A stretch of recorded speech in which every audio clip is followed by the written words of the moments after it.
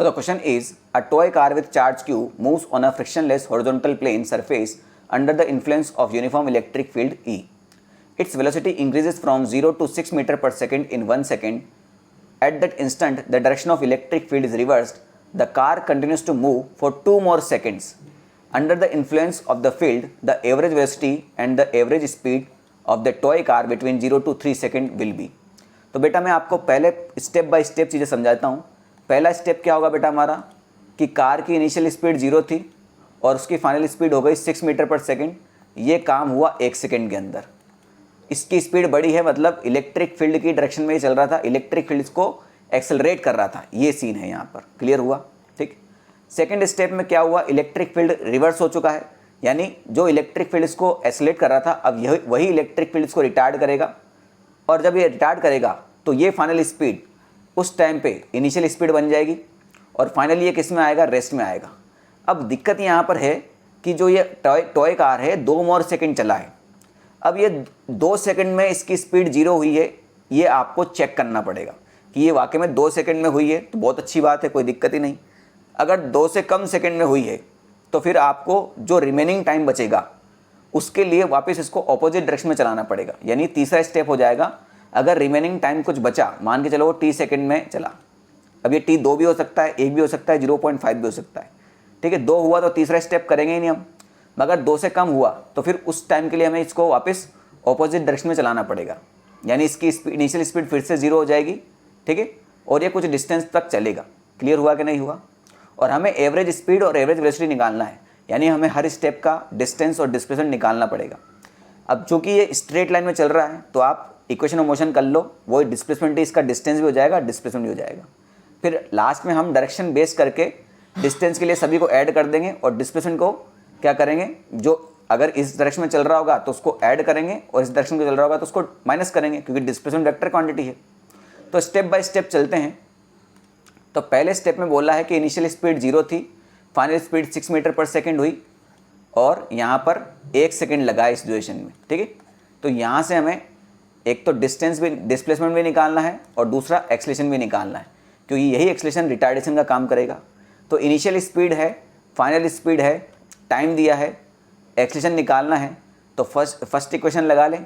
So v is equal to u plus a t, final speed हुआ 6, initial speed हुआ 0, acceleration हमें निकालना है, टाइम है 1 सेकेंड, यानी एक्सेलरेशन हो जाएगा आपका 6 मीटर पर सेकेंड स्क्वायर। ठीक ना?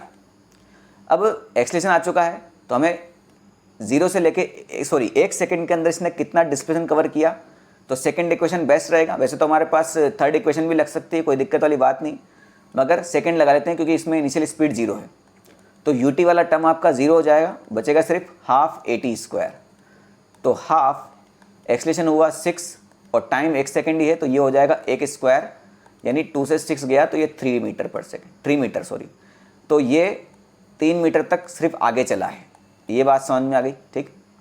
अब अगले स्टेप में इलेक्ट्रिक फील्ड रिवर्स कर चुके हैं, यानी यही एक्सेलरेशन आपका अब रिटार्डेशन की तरह काम करेगा, और जब रिटार्डेशन की तरह काम करेगा तो ये फाइनल स्पीड अब इनिशियल स्पीड बन जाएगी।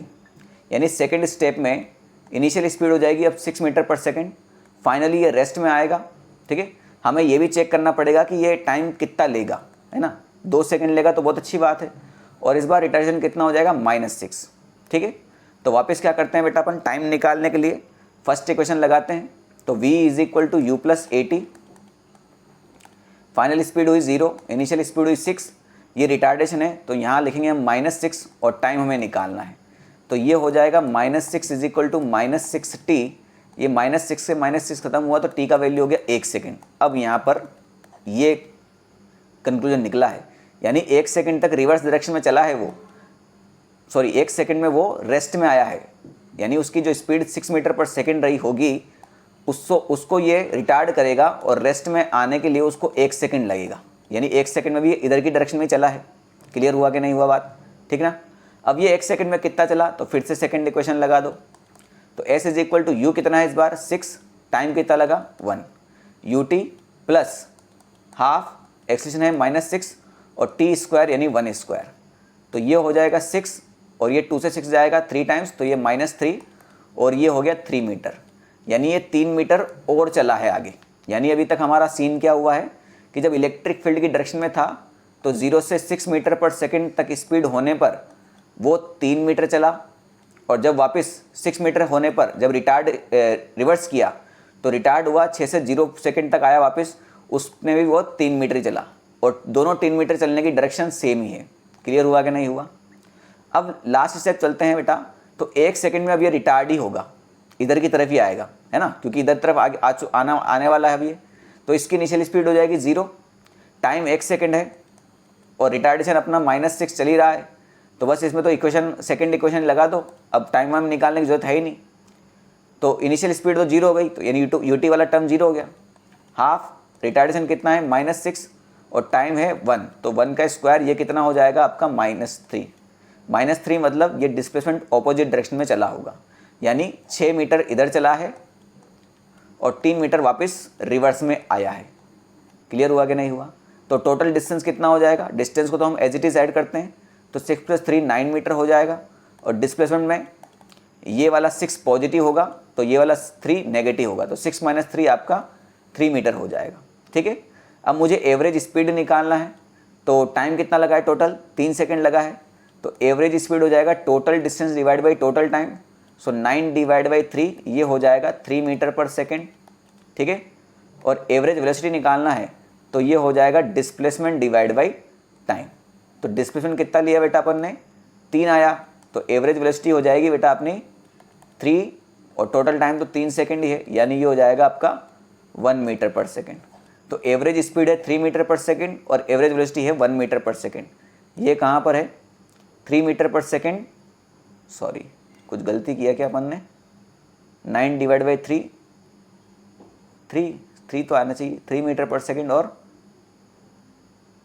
अच्छा एवरेज वेलोसिटी और एवरेज स्पीड बोला है इसने, तो एवरेज वेलोसिटी यानी 1 और 3 आएगा आंसर, जो कि ऑप्शन नंबर बी में।